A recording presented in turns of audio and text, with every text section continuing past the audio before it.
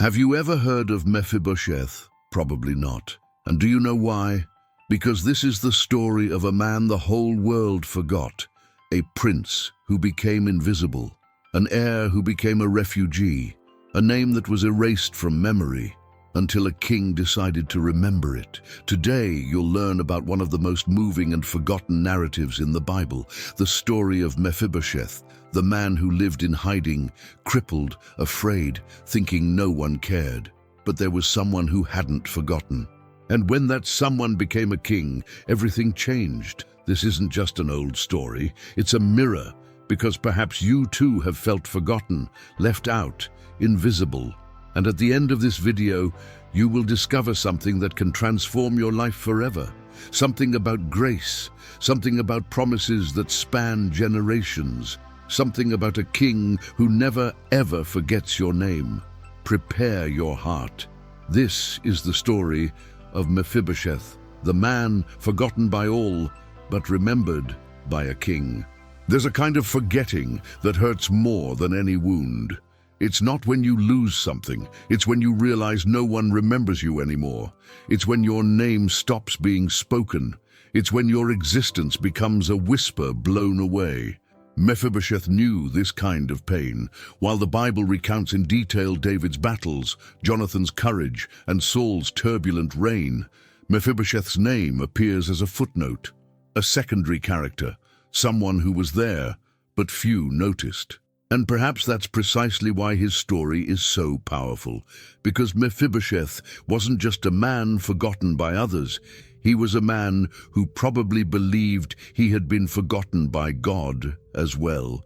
He lived in hiding, crippled, without hope. His life was a silent testament to everything that could have been, but never was. And yet, there was something Mephibosheth didn't know, something that would change everything. There was an ancient promise, a covenant made between two friends in the heat of youth and loyalty. And that promise was about to cross the desert, cross the mountains, and meet a man who thought the whole world had forgotten him. Sometimes God works just like this, in silence, in invisibility. When you think no one sees, no one knows, no one cares, He is remembering, He is preparing, He is coming. But who was Mephibosheth? Where did he come from? And why has his story been nearly erased by time? To understand Mephibosheth, you have to go back in time.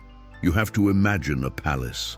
Children's laughter echoing through the halls. A boy of just 5 years old, son of Prince Jonathan, grandson of King Saul. He was royalty. Royal blood ran through his veins. His future was secure, or at least, that's what everyone thought. Then the news came. Saul and Jonathan had died in battle. The kingdom had crumbled, and in the chaos, in the fear, in the desperate rush to escape, Mephibosheth's nurse took him in her arms and ran. But in her haste, in her urgency, she stumbled, and the boy fell. His feet were broken. His life changed forever. Imagine a scene, a boy who should have grown up running through the palace gardens, now crippled, burdened, dependent. A prince who became a refugee, an heir who lost everything in a second. Mephibosheth's fall wasn't just physical, it was symbolic. It was the end of a world. From that day on, he would no longer be the king's grandson. He would be merely a survivor. Just another one forgotten by history. And while David ascended the throne, consolidating his kingdom, restoring Jerusalem, celebrating victories, Mephibosheth grew up in the shadows. He grew up in pain. He grew up believing that his name had been erased not only from the records, but from God's memory. Have you ever felt this way, as if one fall changed everything? As if what you could have been is behind you, and now you're just someone trying to survive, invisible, crippled inside, carrying the weight of a destiny that was never fulfilled. Mephibosheth felt the same way, and it was in this very state that he found his hiding place, a place called Lo-Debar. Lo-Debar. Even the name of this place seems to carry the weight of desolation. In Hebrew, Lo-debar means no pasture, no word, place of nothing. It was an arid, isolated territory, forgotten on the map of Israel, the kind of place people go when they want to disappear, or when they believe they have disappeared. It was there that Mephibosheth spent years of his life, far from the palaces, far from the promises, far from any hope that anything could change. He lived in the house of Machir, a man who welcomed him not because of who he was, but perhaps out of compassion, or perhaps because Lo-debar was the kind of place where no one asks questions. Consider this. Mephibosheth was the grandson of a king, yet he lived as a forgotten beggar. He was of royal blood, yet he hid as a criminal. He carried the promise of greatness, yet he lived in a place whose very name meant empty. And the worst part, Mephibosheth probably believed he deserved to be there. After all, he was a descendant of Saul, the king who persecuted David. He knew that in times of transition of power, new kings usually eliminated any threat from the previous line. So, for Mephibosheth, Lo-debar wasn't just a hiding place, it was his protection. It was where he expected to spend the rest of his life, forgotten but alive. How many people today live in their own Lo-debar? Not a physical place, but a state of mind, a place where you believe you're invisible, where you think no one cares, where you've convinced yourself it's better to stay hidden than to risk being seen and rejected. But while Mephibosheth was hiding in Lo-debar, something was happening in Jerusalem, something he could never have imagined. In Jerusalem, King David was established on his throne. Wars had subsided, the kingdom was at peace. And it was in this moment of tranquility that something touched the king's heart. An old memory, a beloved face, a voice echoing from the past. Jonathan. David and Jonathan had been more than friends. They were soul brothers. They had made a covenant, a sacred promise before God. The Lord is a witness between you and me, and between my descendants after you and your descendants after you forever. 1 Samuel 20:42. They had sworn to care for each other's families. They had promised that their loyalty would span generations. And now, sitting in his palace, surrounded by advisors and servants, David asked a question that would change everything. Is there still anyone left of the house of Saul that I may show him kindness for Jonathan's sake? 2 Samuel 9:1. That question wasn't protocol. It wasn't politics. It was love. It was memory. It was fidelity. David wasn't looking for an enemy to eliminate. He was looking for someone to bless, someone to remember, someone in whom he could honor the promise he made to his friend. And before we continue, please like this video and subscribe to the channel so you don't miss any powerful stories like this. Turn on the bell to be notified. David hadn't forgotten, and that changes everything, because while Mephibosheth lived thinking he was erased from the world's memory, there was a king who was searching for him, not to destroy him, but to restore him. Do you understand what this means? While you think you've forgotten, God hasn't. While you're hiding in your personal Lo-debar, He's asking, where is the one to whom I made a promise? And then a name was spoken, a name no one had mentioned for years. Mephibosheth. Ziba was a servant in Saul's household, a man who knew the secrets, the hiding places, the forgotten stories. And when David asked if any of Saul's family were still alive, Ziba responded with a revelation that would echo through the centuries.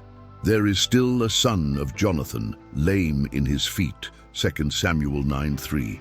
Mephibosheth. He was alive, hidden, crippled, but alive. And David did not hesitate. He commanded, bring him to me. Imagine this moment in Lo-debar, dust rising on the road, the king's men arriving, knocking on the door, asking for Mephibosheth. His heart must have stopped. Fear must have frozen his blood. My time has come. The king has finally found me. He has come to destroy me. Because that's what Mephibosheth believed. That being found meant being eliminated. That being remembered meant being punished. He didn't know there was a promise. He didn't know his name was engraved on a covenant that spanned generations. And here's a profound truth. When God calls you by name, it is not to destroy you. It is to restore you. When you think you are being found to be judged, you are actually being found to be embraced. Mephibosheth was placed in a chariot. He was taken from Lo-debar to Jerusalem, from oblivion to the palace, from invisibility to the king's presence. And with each step of this journey, fear grew in his heart. But what did David have to say to him? Was it a death sentence, or was it something Mephibosheth could never have imagined? The scene is breathtaking. The great hall of David's palace. Imposing columns, armed guards, the royal throne, and there, being brought before the king, a crippled man, trembling, unable to stand on his own. Mephibosheth fell face down to the ground. The Bible records his words, and they break the heart. "Who am I, your servant, that you should turn to a dead dog like me?" Samuel 9:8. A dead dog. That's how Mephibosheth saw himself. Not just crippled in body, but broken in soul. Worthless, purposeless, no right to be there. He believed he stood before the king only to hear his final sentence. And how many of us feel this way before God? Like dead dogs, like people who don't deserve attention, let alone restoration. We carry the shame. We carry the falls. We carry the feeling that we've been forgotten because we're not worthy of being remembered. But then David spoke, and his words were not judgmental. They were pure grace. "Do not be afraid, for I will indeed show you kindness for the sake of your father Jonathan. I will restore to you all the land that belonged to your grandfather Saul, and you will always eat at my table." 2 Samuel 9:7. Silence. Mephibosheth must have been speechless. Without land, he received an inheritance. Without honor, he received a place at the king's table. Without hope, he received a promise fulfilled. David wasn't giving charity. He was fulfilling a covenant. He was honoring Jonathan's memory. He was showing that promises made before God don't expire. They don't grow old. They aren't forgotten. And Mephibosheth, the man who called himself a dead dog, was about to discover what it means to be remembered by a king. The word restoration is powerful. It doesn't just mean receiving something new, it means getting back what was lost. It means that what was broken is fixed, that what was stolen is returned, that what was forgotten is remembered. And that is exactly what David did for Mephibosheth. First, he returned all of Saul's lands. Lands that should have been Mephibosheth's inheritance, but which he had lost when his family fell from grace. Now, by royal decree, all were back in his hands. He was no longer a dispossessed refugee. He was a man restored to his inheritance. Second, David commanded Ziba and his 15 sons and 20 servants to work the land for Mephibosheth. He would no longer need to depend on charity. He would have sustenance. He would have dignity. He would have a future. But David's third act was the most extraordinary of all. "You will always eat at my table." 2 Samuel 9:10. Understand the weight of this. Eating at the king's table wasn't just about food. It was about position. It was about belonging. It was about family. David was saying to Mephibosheth, "You are no longer forgotten. You are no longer a refugee. You are my permanent guest. You have a place here forever." And the Bible records something beautiful. And Mephibosheth ate at David's table as one of the king's sons. 2 Samuel 9:11. From Lo-debar to the palace, from dead dog to king's son, from forgotten to remembered, from crippled and shamed to honored and restored. This is the work of grace. It doesn't give you what you deserve. It gives you what was promised. And this story doesn't end there, because there is a deep symbolism that needs to be revealed. Now stop and consider the bigger picture. Mephibosheth sits at the king's table.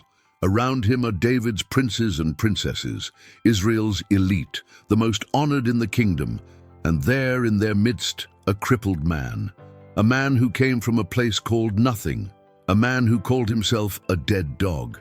But something incredible was happening beneath that table. No one saw his crippled feet.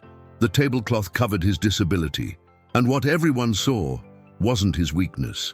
It was his position. It wasn't his downfall. It was his restoration. This is grace. Grace doesn't deny your wounds, but it doesn't let them define who you are. Grace places you in a place where your identity no longer comes from your past, but from the promise made to you. Mephibosheth wasn't cured of his physical disability, but he was cured of something much deeper, the belief that he was forgotten, the lie that he was worthless, the fear that he would never be seen or remembered. And every day when he sat at the king's table, he was reminded of something. There is someone who hasn't forgotten me. There is a promise that reached me. There is a covenant that brought me back. How many times do we need to hear this? How many times do we need to be reminded that our identity is not in Lo-debar, but at the king's table? That we are not defined by our falls, but by our promises. But there's something even bigger to this story. Something that transcends time and touches your life today. See what really happened here. Jonathan died. The promise was made to him, but he was no longer alive to fulfill it. Mephibosheth was just a child when the covenant was sealed. He had nothing to do with it. He didn't ask for it. He didn't deserve it. He wasn't present when it was made. And yet years later, the promise came for him. This is what the Bible calls alliance, a promise that doesn't depend on you.